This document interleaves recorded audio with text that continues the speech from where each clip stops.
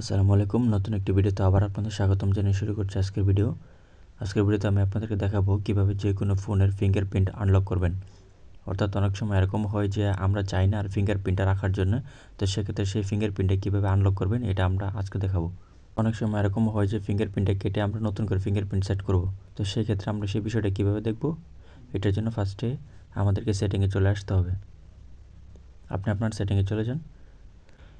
এখানে সেটিংয়ে সার্চ বারে এসে লিখুন ফিঙ্গারপ্রিন্ট।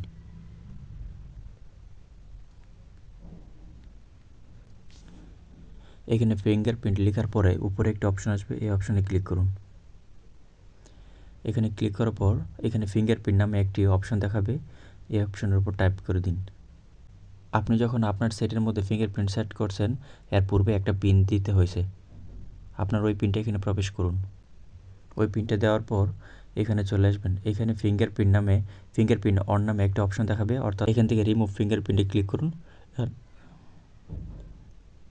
এরপর এখান থেকে ওকে বাটন চাপ দিন, অর্থাৎ আপনার ফিঙ্গারপ্রিন্টটা এখান থেকে রিমুভ হয়ে গেল। আপনি খুব সহজে এখান থেকে ফিঙ্গারপ্রিন্টটা রিমুভ করতে পারবেন। অনেক সময় দেখা যাচ্ছে আমি যে অপশন দেখাচ্ছি এটা আপনার ফোনে নাও থাকতে পারে, তো সেক্ষেত্রে আপনি কীভাবে খুঁজে পাবেন? এখান থেকে সেটিংয়ে আসার পর একটু নিচে চলে আসুন। এই যে দেখুন, এখান থেকে নিচে আসার পর ফিঙ্গারপ্রিন্ট নামে একটি অপশনই আছে, এখানে ক্লিক করুন। এখানে আসার পর আপনার পূর্বের অবস্থানে চলে আসুন। এখান থেকে ফিঙ্গারপ্রিন্ট অপশনে চলে আসুন। এখান থেকে আপনার পূর্বের এখানে আসার পর আপনি যদি নতুন করে ফিঙ্গারপ্রিন্ট সেট করতে চান, আমি যেহেতু একটাকে আপনাদেরকে দেখাচ্ছি রিমুভ করে, তো সেক্ষেত্রে এখানে আবার নতুন পুনরায় সেট করার জন্য বলতেছে।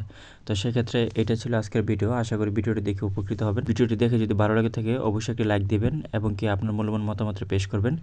এরকম টেক রিলেটেড ভিডিও পেতে অবশ্যই চ্যানেলটি সাবস্ক্রাইব করে পাশে থাকবেন। ধন্যবাদ সবাইকে।